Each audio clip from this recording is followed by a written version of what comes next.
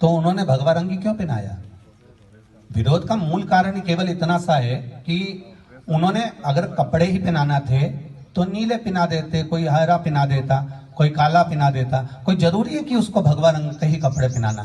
विरोध का कारण उन्होंने खुद उत्पन्न करा। यहाँ कोई को फुर्सत नहीं है कि किसी को पागल कुत्ता नहीं काटा है कि वो जान करके भौंकेगा या जान कर वो चिल्लाएगा। मूलतः ये है कि आप स्वयं सनातन धर्म के व्यक्ति को या भगवा रंग को ऐसा जनमानस में लाना चाहते हो कि ये एक ऐसा रंग है। उसमें उन्होंने शब्द भी कहा कि ये मैं कपड़ा पहन रखा हूं, ये मुझे ऐसा कुछ बोला है उन्होंने कि ये कपड़ा पहन रखा हूं और ये मेरे लिए ठीक नहीं। तो तुम खुद कह रहे हो कि ये कपड़ा तुम्हारे लिए ठीक नहीं है, तो काहे को पहना हो भाई?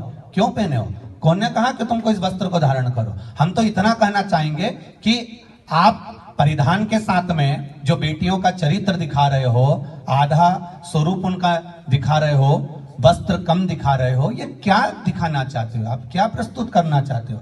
क्या हमारे यहाँ की बहन बेटियां ऐसी हैं?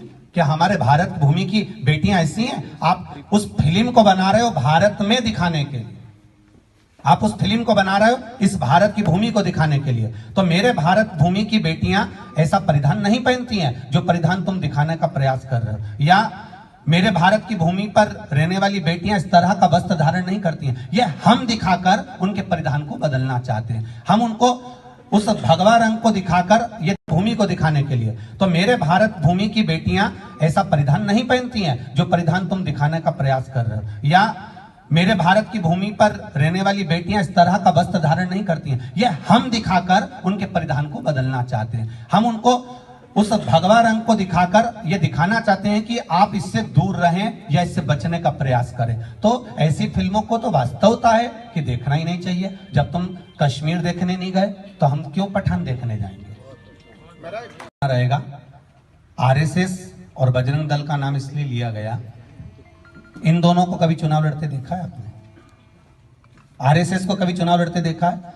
बजरंग दल को कभी चुनाव लड़ते देखा है? ये किस पार्टी के हैं किसको मालूम है? कभी इनका बंदा कोई खड़ा हुआ हो कि मैं बजरंग दल का हूं और आपको मेरे को बजरंग दल को आपको वोट देना? कभी ये कहा हो कि बजरंग दल को वोट देना? कभी कहा हो कि आरएसएस को वोट देना हो तो जरूर मेरे पास लेकर आना। क्योंकि जब जब सनातन धर्म पर आंच आती है, कहीं बाढ़ आती है, उस समय पर ये नहीं देखा जाता कि ये कौन सी पार्टी का है। उस समय पर देखा जाता है ये हिंदू है, सनातनी है या संसार में जन्म लेने वाला मनुष्य है।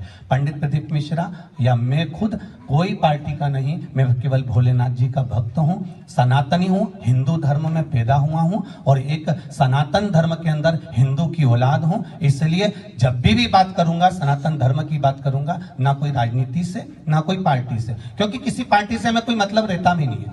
ये व्यासपीठ किसी पार्टी की नहीं रही। पार्टी तो आज एक पद की है, दूसरे दिन कोई दूसरा बैठ जाएगा, तीसरे दिन कोई तीसरा बैठ जाएगा, चौथे दिन कोई चौथा बैठ जाएगा। ये राजनेता अपनी जगह स्थान छोड़ सकते हैं, पर अपनी जो गादी है, व्यासपीठ है, उसकी मर्यादा ये है, ना तो कभी आरएसएस ने चुनाव लड़ा, ना कभी बजरंग दल ने चुनाव लड़ा। ये वो दल हैं, ये वो संघ हैं जो हमारे दुख के समय पर, जब आपके यहाँ कष्ट आता है, अभी बैतूल में कहीं की बाढ़ आ जाए, कोई भूकंप आ जाए, कोई दूसरा आकर बता दे तो बताना, बजरंग दल का व्यक्ति या आरएसएस का व्यक्ति या विश्व हिंदू परिषद का व्यक्ति या हिंदू समिति के व्यक्ति अपनी